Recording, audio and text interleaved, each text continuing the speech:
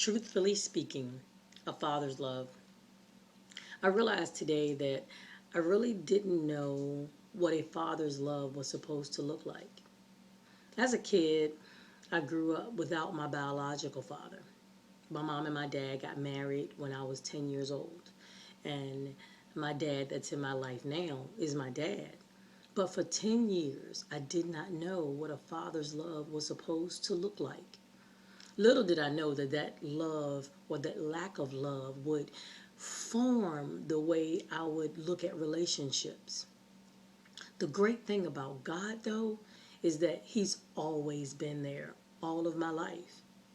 But now I have to learn, or I've had to learn, how to be able to accept His love. How many of us have gone through many challenges in life, who have been dinged by things in life and in society, that we then begin to hold that to God's account?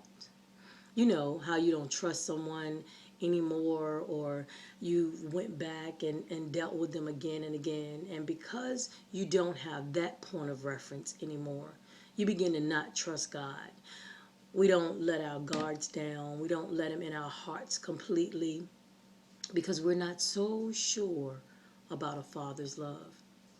Being abandoned as a kid and being the only person in my family that did not have a dad consistently in her life was challenging because I began to wonder, what did I do? Was it something that I said? Was I good enough? Know that we are who God has called us to be, that we are the righteousness and the favor of God. God loves us without a doubt. He gives us grace and mercy that is new every day. We just have to be willing to accept His love. And know, just like dealing with children, that His love doesn't always tell us, yes, everything is okay. Sometimes His love allows for discipline and for it to guide us and correction. But if we really want His true love, then we be willing to accept it all.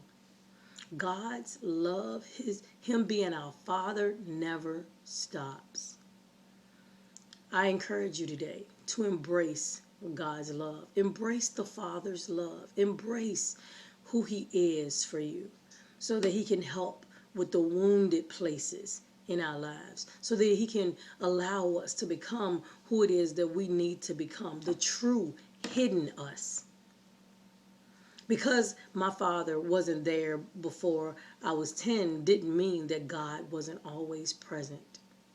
And now when I go back and look through my life, I can see where He stood up for me. I can see where He was in my life, where He favored me, where He kept me. I encourage you today to go back and look at your life, to know that God's love hasn't changed. He is your Father. Let Him be it, truthfully speaking.